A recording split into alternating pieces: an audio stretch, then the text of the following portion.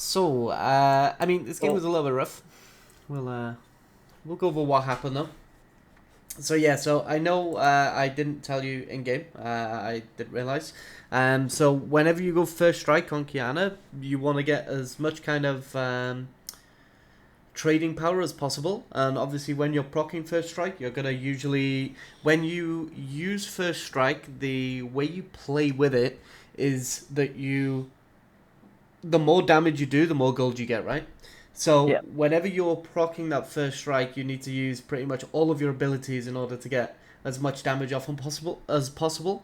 Now, because of this, it means that you will need a lot more mana, and the mana regen from Doran's Ring just isn't as good as just permanent mana from Tier, especially considering you're gonna end up turning that into a Seraph's. Now, Seraph's on Taliyah isn't too bad. A lot of champions it's really bad on, but because you're using your Q so often, it's really good. At the start here, though, we did kind of leave this Vi out dry a little bit, so we should have probably just gone up and helped her a little, just because the Yasuo was coming, and he kind of baited himself into a really bad position, so just going a little bit earlier would have helped. And then just with the Qs. So when you're throwing Qs, like, you don't want to throw them in a way where they'll only go where they were, right? So like throwing it up here means that it's way too easy for him to just walk down here and dodge your Qs in the straight line. So what you want to do instead is you want to aim it at an angle so that you can kind of go up and down, right? So it Yeah. just makes it a little bit easier because he's not going to give up on this Vi, I don't think. And then here, like, we're in a pincer, so this is really, really good for us. So right there, you want to just instantly keep going. You get the slow on him, which is nice. And then this was okay.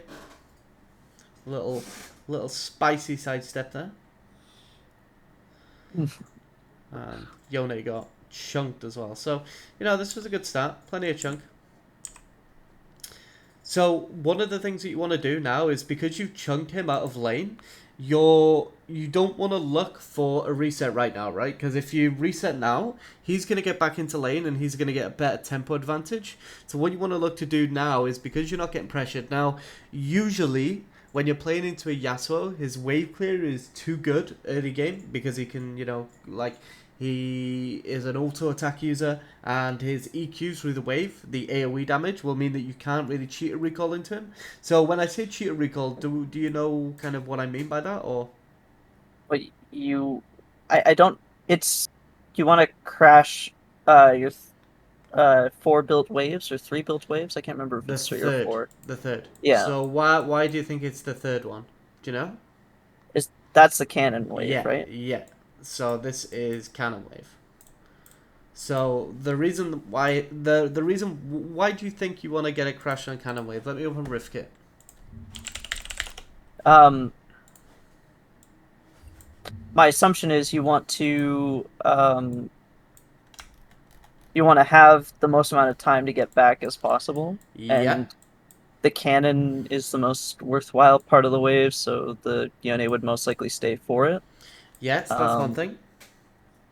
So Other what? than that, Okay. So what happens if you crash 2 stacked waves into the tower? What's going to happen to their wave? it's going to slow push back. Yeah. So the fact it's going to slow push back. Now, if you were against a weaker laner, so let's say you're against maybe like an Anivia or something, right? Yeah, What would then happen is, as the wave comes back, it's going to be in a way that as it's kind of here, you can start trimming it off, which means when it gets to here, you can actually freeze it. So yeah, that's another kind of reason why it's really good. The reason you can do this is because the cannon stalls here, which means a lot of minions group up in this area and then they come back. right. Now with Yasuo, you can't really do that, because if you try to freeze, he's just going to break it, and there's a lot of champions that can break a freeze, which is why you don't get as many freezes in mid lane as what you do, say, top lane. Top lane, it's all about kind of freezing and slow pushing. But one thing that you do still want to do in mid lane is, and we will kind of go over this as the game progresses as well, you never really want to hit the minions unless you have purpose to hit them. So if, say, for example, you don't know whether to hit them or not, always go on the side of not. because what you want to look to do is, as often as possible, you want to just get slow pushes into their tower, because a slow push is so much power. You get a lot of power off a slow push, because say for example you slow push into the tower, there's so many different things you can do from that. So you can obviously, if the wave is there, they're pinned on the tower, so you can walk up here for maybe a ward a little deeper in the jungle, even a little bit down here for a ward there. You could also walk up and take their camp away here, which will get your CS up massively throughout the lane. You could walk up and check Herald. Even if you just walk up and use your body to see if they're on it, then that's fine, because your mid laner is trapped here. You can do the same with Dragon as well. You can just walk down and spot it. So by getting these slow pushes, you get much more power, and also you also have the other one that you could just recall to base, right? And while the wave's under the tower. So there's a lot of different things that you can do on a slow push. So a slow push is usually a lot more power than like a normal kind of push. So that's kind of one of the things you want to do. Now here, if you were in a normal laning phase and Yasuo hadn't been forced to reset, getting 2 autos into this minion can be okay, because what that means then is it's going to drop lower, you can last hit it, kill it off, and then you can go a little bit aggressive on him. Yeah. Now, one of the things that I was mentioning that you want to do is you also want to walk up, so that you can see when he's coming and you can still last hit these minions.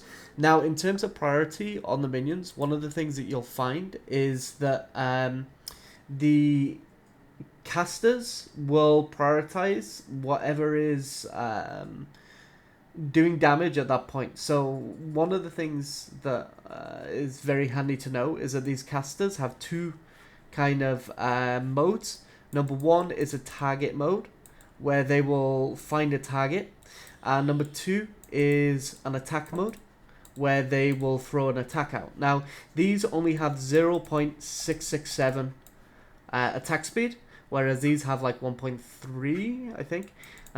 So actually, let me just, I think it's 1.3.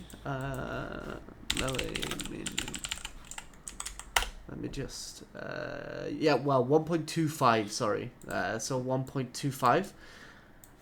So what that means is that you can't really abuse aggro as much with these melees, but what you can do is, if you stay out of the range of the melees, which is like 250 range, then what you can actually do is you can bait these over and over. So what you can actually do is you can stop these from, sorry, they have 110 range, but what you can do is you can stop these from ever being able to hit you, which can actually get you lane pressure. Now into Yasuo, maybe not as much, but this is still something that's very handy to know. So if you're not into a champion that's so strong early, what you do is you'd walk up here and you'd stand like in this area, and well, you could be like here, and because you're out of the range of the melees, you'll never get targeted by them. So what you can then do is, every single time you see the caster's auto attack come out, you can hit the enemies with a basic attack, with a Q, over and over. Now Q might be a little bit long actually, but so you can just auto them over and over. So this is really important as well if you are playing into melee. So say if you're playing into like a Galio here, then what you can do is they will throw their auto, but they won't actually target you. So if we, I see. Okay. I'll show you an example.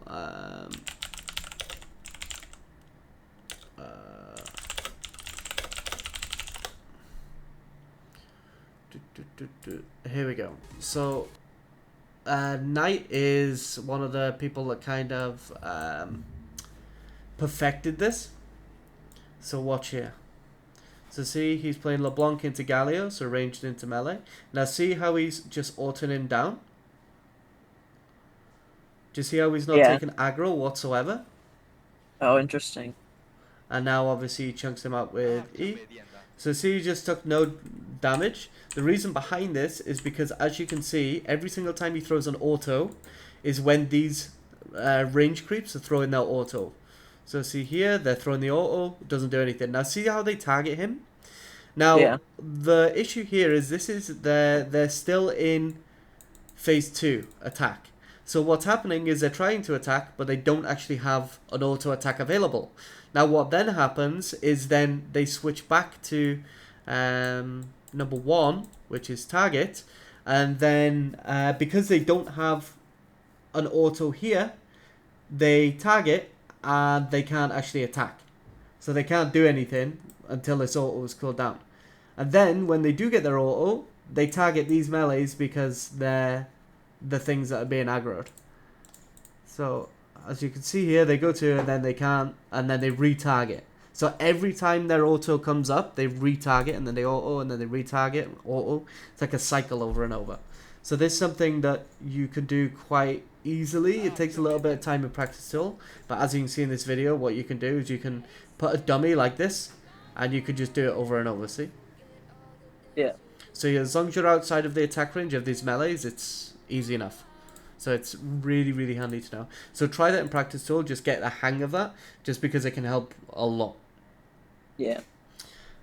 So what we end up doing in this situation now is we put too much damage in the wave. So we put damage in the wave, which usually is okay. So what you want to do for a cheater recall is on this first wave, you only want to put damage into the minions if they put damage in the minions.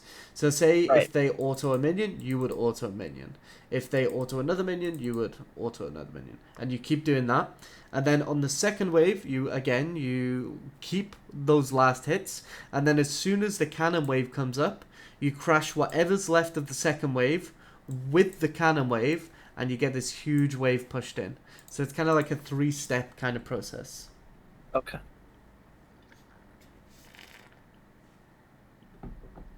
So what happens here is because we put so much damage into the wave, now it's kind of snowballing into his favor. So now your wave has too much damage, and there's a dying. So the one thing that you want to avoid is this situation where there's melee still alive, but they're kind of melees against casters, because these casters take a while to kill the melees, but the casters are very, very squishy. So the casters will die really, really quick. And then you end up in this kind of situation where the second wave is crashing, so you can't really do too much. Because the third wave hasn't even spawned yet. Yeah. So the waves spawn every 30 seconds. The 5 seconds past and 35 seconds past. Okay. And they take roughly 22 seconds to get to mid lane.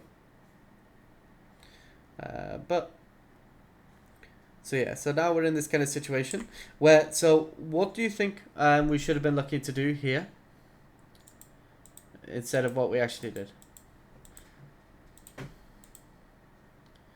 So what do you think the mistake was there? Putting damage into the wave. Yeah, so the mistake was when he was out in the open, we didn't use our Q. So for example here, he was holding the wave and we didn't Q straight away. We were trying to kind of get to here for the big boulder, I think. But we should have just straight up queued him. Because then what happens as well is we end up stacking these boulders through the lane. So when you're playing Taliyah, when the wave is bouncing back, what you want to do is you want to stack these queues up. Even if you throw queues off the map, you just want to stack these up so that you can kind of kite backwards with big boulders. So because, you know, they will do AoE damage, but it means that if he tries to run you down, he's just going to get boulder after boulder after boulder, which they do a huge amount of damage, so they're really, really strong. Yeah. So here we use our ward earlier. Yeah. So obviously we can't. So see how we've kind of automatically pushed the wave back into him? And now it opens up an area where he can do some damage. Now, what did you also... One sec. Did you level up your W with your mouse then? No. Oh, okay. The recording doesn't show your mouse, unfortunately. Oh, is it the way I yeah, it's okay, it's okay. Screen shared? Oh, okay. Yeah, so your cursor is actually part of your operating system. So I got a screen cap. Okay. Yeah, so you share the entire screen instead of just League, because just League will only show League application. Okay. But you know, we are looking to reset here, so we can use that thingy, the DMAP. Fine. So this is where volley does stop you, unfortunately. So at this point now, we just have to wait for the next cannon. Oh, okay. Like, just because otherwise we're going to lose something when we reset, which is going to be suboptimal.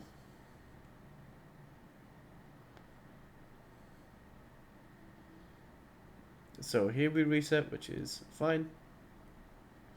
So one of the things here is, the reason we can reset here is because your cannon hasn't actually come into the lane yet. It's okay to reset there because we can get back really fast. So we can get back in time to get to the cannon. So learning your kind of reset times are really, really important. You either want to reset as the cannon is leaving your base, because so if you are in an aggressive matchup where you can do a lot, you want to leave. You want to basically reset, push the second wave really quick, and then reset instantly so that you can leave with your cannon. Now, the reason why you want to do this is because then when you get to the lane, you're going to be getting to lane with the cannon. And I usually just refer to this as, imagine you're kind of riding the cannon into battle. So you are going to kind of jump on its back and kind of scurry down mid lane. And then you end up in a position where you can fight them with your cannon. Or for your cannon, because what you can do is you can then layer the cannons so that you will be able to claim yours and they will be able to well, I mean, they can maybe claim theirs, but if you play it right, you can basically go aggressive when they try to, and then you kind of make them make a decision. Right now, when you're playing lane, one of the things that you want to be doing is you want to be forcing them into decisions that they don't really expect. So like, for example, layering a cannon so that you can then focus on yours means that then what will happen is, say for example we had a cannon here, and say this cannon is like this HP, we have a cannon that's like here. What we do is we'd kill our cannon off, so we've got it, and then as soon as they walk up to get their cannon, so say this one drops to here and it's ours, they'll walk up to get it, and then you just go all in, and then what that does is that makes them either decide, do they want to trade back with you and like make up some of the HP that you take from them, or do they want the cannon? So making them choose one or the other is always really, really good, especially in these low elos, because what will happen is a lot of players will get really flustered when they start getting somebody being aggressive towards them, and sometimes what they'll do is they won't trade back with you, and they also won't get the cannon. So you'll just basically snowball the lane there. Okay. And if you can do that once against them, you then know, okay, this person, I can abuse them over and over and over. So this is just straight up trolling. So here we only use auto zone. So there we want to just start throwing throwing our abilities at him as soon as he's trolling. Okay. I think he wasn't paying attention. He was looking on the map or something. Yeah. Thought he was baiting me in a way, but then yeah, no, he was just doing a little bit trolling.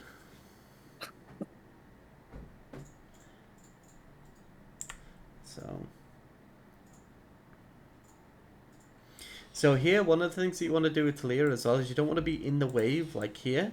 You want to be either kind of around this side or around this side. And then what you want to do is you kind of want to like kind of go in like this over and over and just kind of go around and just scare him off a bit and then back out and then go around again, scare him off a bit, and like play like that. You know, just throw cues like around the sides of the wave like this, and you'll get so much pressure.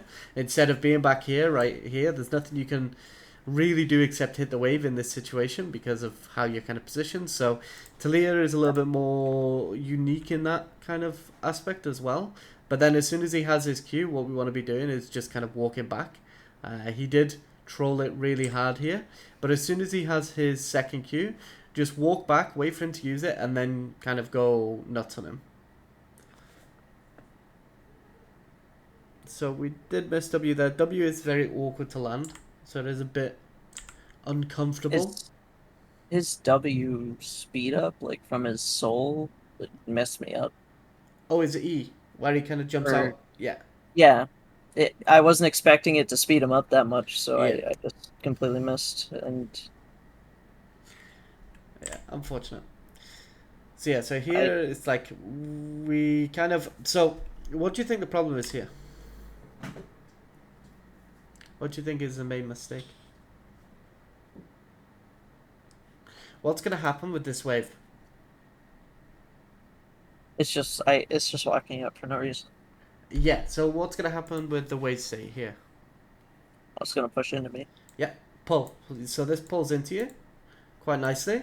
So we don't really have any reason to walk up. We just go sit back here and wait for him to. Well, he doesn't need to push it. This will just push in anyway. So what we want to do is we want to just go and sit back, wait for it to come, and then we don't really need to worry as much. That way we don't really walk up and end up giving our life. And if he tries to do that on the tower, then he's just gonna die to the tower, you know. So Yeah.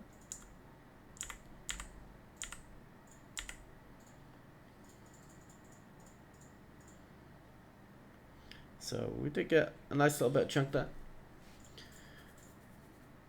So yeah, another thing that you kind of want to do in this matchup is when he jumps on you, you want to kind of W on top of yourself in like his melee range. But this was good. He completely griefed his flash. And then we get reset off. Oh no, Oh this boy. is where we... I don't want to look boy. at this. Oh No. boy. Oh no. Quick. Hide it. Hide it. Quick. We'll pretend it doesn't happen, okay? Okay. Oh no. So yeah, so we turn that setting off. So it's because your mouse is down here. So Yeah. it throws it up here. But yeah, it's kind of unfortunate because we had to get that all off down there and then kite them about. Yeah. Because what we could have done here as well. So the reason why we said to go for this play is because what you can do here is as the Senna walks up, because we know volley's coming, right? So it's like, okay, Senna's going to walk up. So what we could do is if we ult like this now, Senna's Yeah. going to get trapped in this kind of little area where she can't really get out. Now, on top of that as well, your wall will actually push her up too. So she'll actually get pushed even closer as well, since your wall is kind of like a little jump. So another thing that you can do is if you are playing this champion and you want to have fun with like a friend or something, say for example if they stand by the wall here, let's get Rift out. So what you can do is you can actually use your... Oops. Wrong thing. You can use your ultimate as a kind of piggy up. So what you can do is, say for example, if somebody stands there, what you can do is you can throw your ult like this, and it'll actually knock them over the wall. So let's say you've got like an engaged support or like a CC jungler or something like that that can't get over walls, like an Olaf or something, you know. You just do that and then they'll get over the wall and then they just run them down. And nobody will expect that ever. It's very, very fun. So yeah, that was a little bit unfortunate because this could have been really big for us. But it's not the end of the world. Again, like I said, this champion is hard. But, you know, hard champions aren't always bad champions because the fact that they're hard means that, you know, if you're somebody that likes learning champions more so than the game overall, it gives you an easy kind of progression. Because it's like, if you play like 10 games, you'll kind of see yourself improve. And then 20, you'll see an even bigger improvement. 30, you'll see an even bigger. So as long as...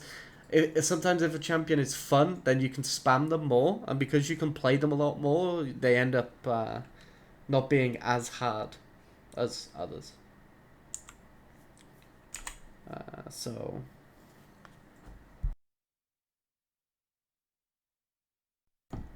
this was unfortunately a really good trade. So there, as soon as you see the E come out, just instantly W underneath you. So W and then E straight away. So in the other way. Like Yeah, W them away. Yeah, use it to space them off you. Because if you space them off you, you can keep doing damage from afar. Yeah. Whereas if you space them onto you, they can keep doing damage to you, and you don't really do anything with it. So usually you want to use it to push them away from you, like unless it's like a free kill, you know, where you don't really need to bother as much. Yeah.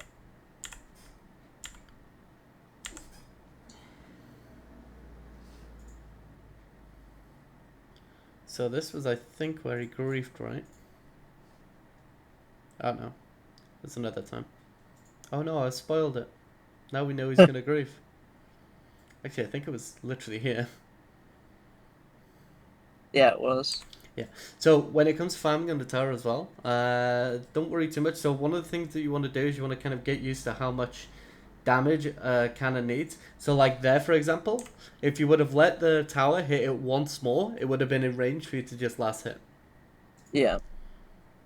So kind of see how much damage the tower is doing to it over time, and then use that to kind of judge.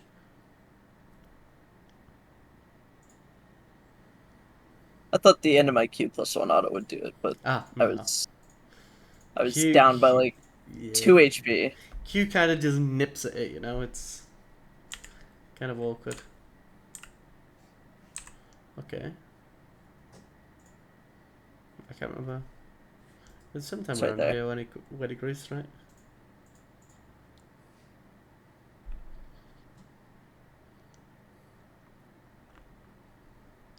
So yeah, like I don't know what he was playing at, but oh, but On high grief. yeah, we just didn't take the Senate ult into consideration. She's diving and ulting me. Yeah, she's just omnipotent. What can we say? All powerful Senna. Now Senna's broken right now. She's so good. So here as well with your camera, make sure that you're pushing your camera, and this happened through lane as well, but we've missed it. Make sure that your camera is pushed up into the area that you need to see, because right here, for example, like nothing of here is of value, whereas this is where things are happening, right? So make sure Yeah. that the camera's up in the area that you need it to be, rather than the area you don't. So this was a little rough, because so yeah, like when you're getting used to Taliyah ult as well, just press R and then just spam it, and then you'll just go out instantly. Yeah.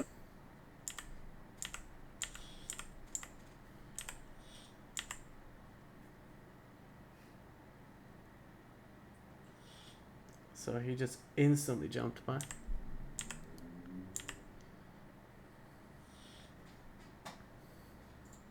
So here, to be honest, in this situation, you don't really want to move down to Dragon. What do you think? Are you going to get the Dragon? No. So what could you do instead? Push in mid. Yeah, get the mid wave. Take the You, Raptors yeah. because it looks like the Vi wanted to take all my CS this game. Yeah, she did. But the thing is, we shouldn't have left the CS in mid, We should have just Yeah. taken it for ourselves. But it's okay. So we could have taken that CS mid and then gone the chicken camp. Like you have to prioritize keeping your own gold up more than anything. Okay. Like your own gold is the most important. You're not going to carry games often if you can't get the gold too. Which we did get to full build this game, to be fair, but I think a lot of that was due to first strike. So this was a good catch. She didn't die here though, no she didn't.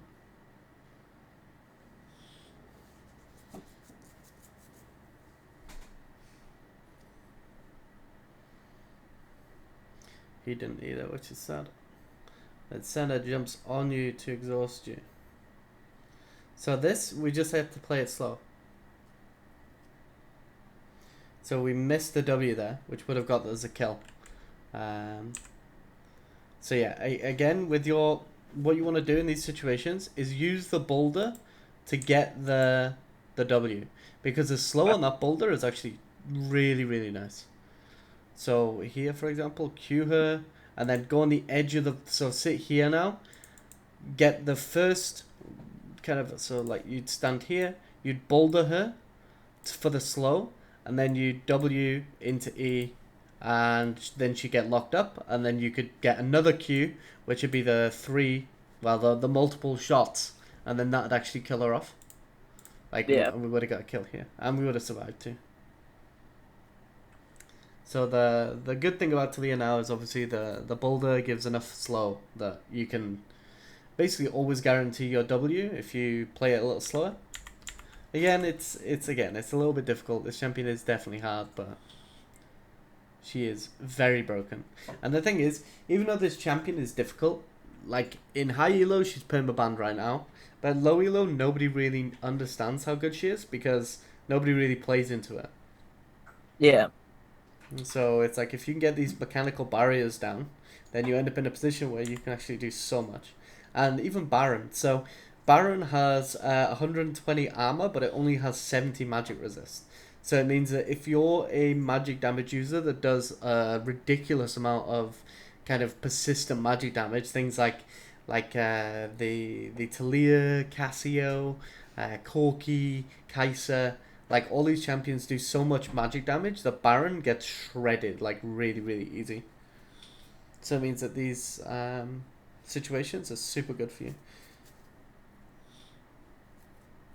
So here, I think this is where we do a little bit of griefing again, right? Is it? Oh no, we just use that to get out. Oh, I think it was a little bit later, right? I think it was in a second. It was the elder. I think if you're I could have swore we lost Baron. Oh no, maybe not. Maybe it was Elder. Oh, it was Elder. Yeah, you're right. I remember. With just a slight spot of griefing, as you do. I mean, everybody grieves a little from now.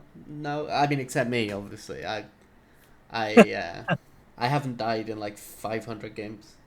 Don't oh don't yeah. don't look that up, okay? Don't look it up. I just trust me on this one. Right, so now we have our Seraphs as well, which again is going to heal us by quite a lot because of how our Q works, which is one of the reasons why it's actually so good. But yeah, one of the things, just get used to using your Everfrost a little bit more. Um, like you want to get your Everfrost down, and even if you just get the outer slow, that's more than enough to get your W off. So you just chain it together, really. Yeah. I rarely ever buy Everfrost. I'm like, Oh, really? It's so good yeah. on today. What have you been going Ludens on today? Um, I've tried them both. I found more success with Ludens. Okay, it is Main, easier.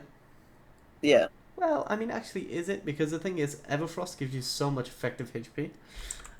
This was actually pretty important. So in this situation, you're basically controlling the sideways.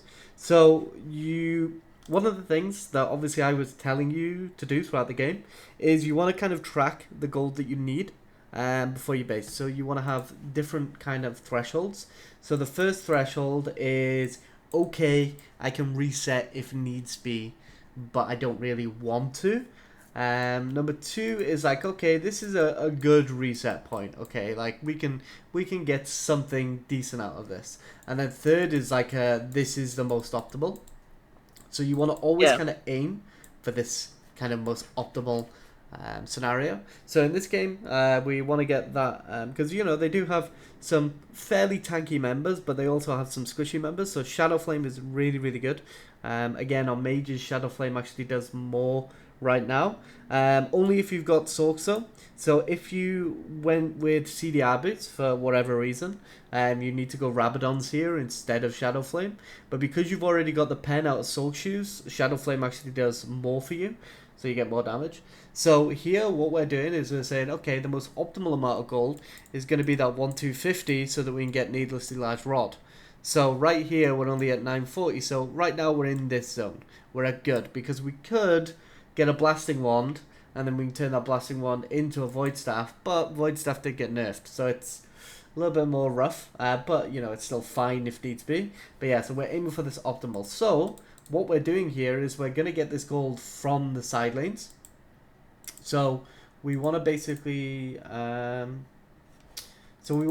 be looking in these kind of situations with, can we safely push this side lane or not?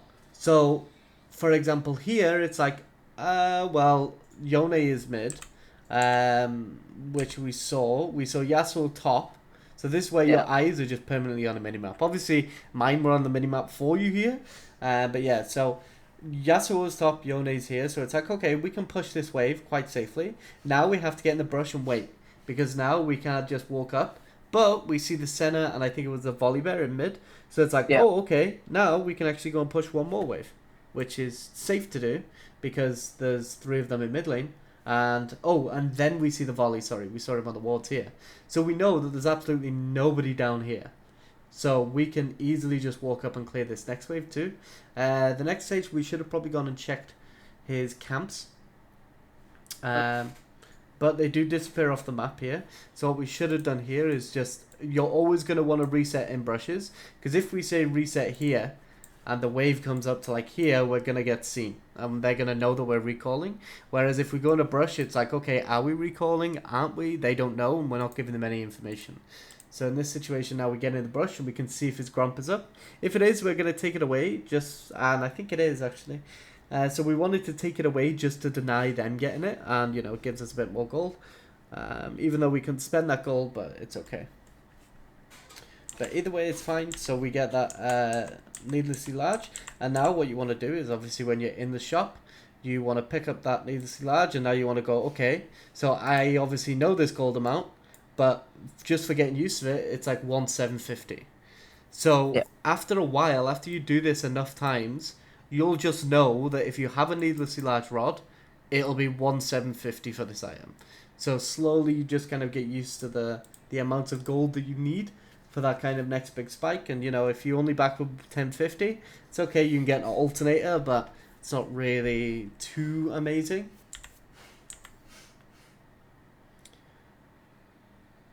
But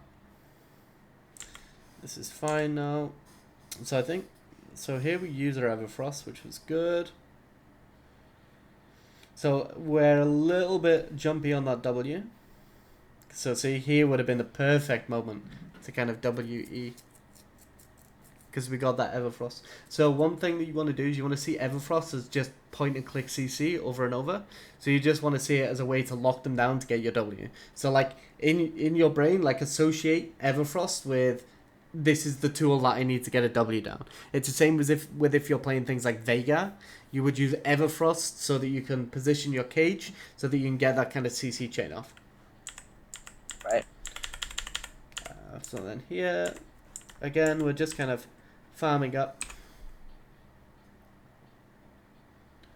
So this was okay. Obviously she did Zonya's this, which was a bit of a shame.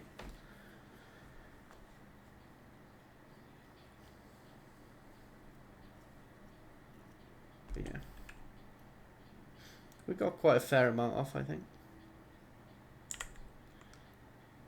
And this is, we got to give Pick, which she had 150 gold bounty, which is always nice. And then this is our Scion. TP's into the ult. And we get that. So this then leads into, well, we couldn't Baron here actually because Vi is dead. But this was a good reset. We go back, we kill him off. Good stuff. We got our Shadow Flame now as well, which is obviously really, really good for us. And this is where it gets a little bit messy. So pushing top wave in again, we're controlling the side waves. And then this is where we get caught. So unfortunately, he kind of popped off. So that's where you wanted to get that stopwatch in before he got his Q off on you. Yeah. But we died, see here, with Everfrost and stopwatch.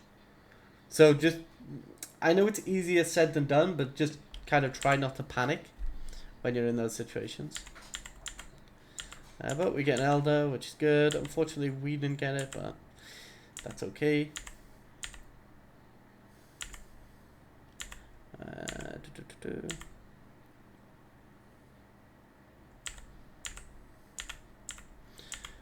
And then here again, we're just saving up. So again, this was going to be saying, you need to do this, this, and this. But your job is to control the side waves.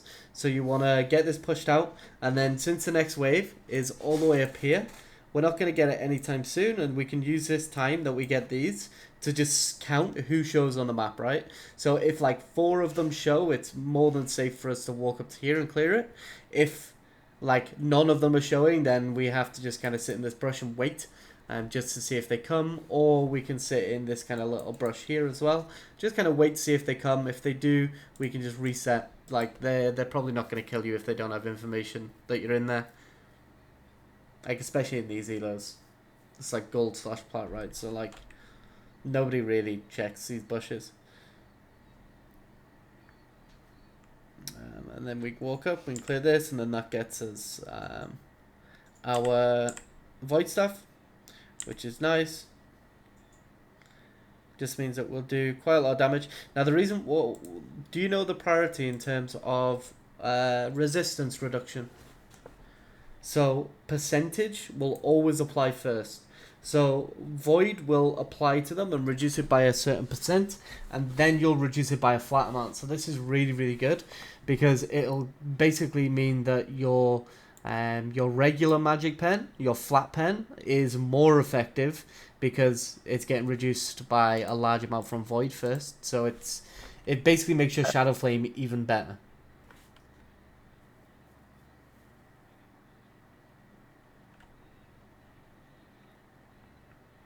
So he just loves stunning himself up for no reason.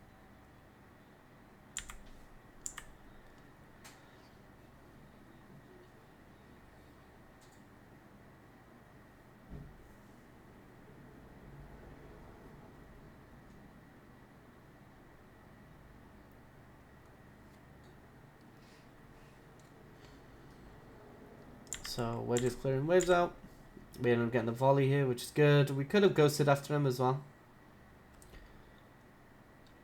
The reason why it's okay to ghost after him here is if we kill him, we can clear the waves and then we get Elder for free because the jungle is dead. Yeah. So don't worry too much about if the ghost is a waste. You know, if it's just like the jungler at this stage of the game, it's always good. And again, this is one that we do manage to get. And again, I agree. Yeah, a little, yeah. We don't need to be so scared. We've got Sion, he's a huge front line. Like, look at his HP. How much HP does he even have? Like, that's how I don't know, he's gone full AD, but he's still looking how fucking tanky he is. 1, 2, 3, 4, 5. He's got like 6,000 HP. Like, that's how broken this champion is.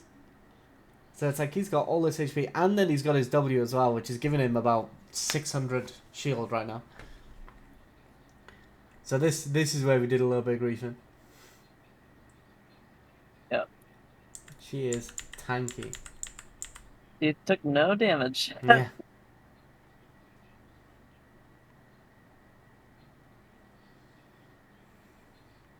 So that's where we get him. We did lock Zyra there as well. So we could have done some damage to her too. So in that situation, just blue ward the area and then kind of do some damage to her. Oh, okay. Because she can't get out here. See, it's... the gap was closed. So at this point, honestly, this is kind of just a little bit of a mess. I'm not going to lie. So here we get this because they kind of just run it top, which is interesting. And I think this is where Vi griefs, right? Or it might be earlier. Oh no, it was earlier. So again, this is kind of awkward because Vi... actually no, Vi did grief here. Like, Simon got so much pressure top and she went and helped him. Even though Elder is up. So this could have been a game win, like, because they all went bot for her. Except for 2, which we would have killed these 2 off easy, you know? Yeah. But it's all good. There were a lot of things we could have improved on in that one, so it doesn't really matter that we lose. Now, so the main thing, obviously, I'd say focusing on is just kind of playing more games of Taliyah. I know that sounds like kind of boring main advice, but this champion is a little bit hard. Remember things like chaining your Everfrost properly, your reset timers, those kind of positioning things that we said in the laning phase. Obviously, if you can try the range to melee abuse kind of aggro tactic, try it, but don't worry too much. That's not going to be like that's kind of more of a fun thing to know right now. It's not really something that is like something to focus on primarily, you know. So I think focusing on your reset timers, your Everfrost, and kind of chaining your abilities together, and then just kind of hitting your Qs a little bit more consistent, kind of playing the champion a bit more. Those kind of lane mechanics we spoke about like, you know, not hitting the minions when you don't need to, stuff like that. I think just focus on those things for now, and then just see how that goes.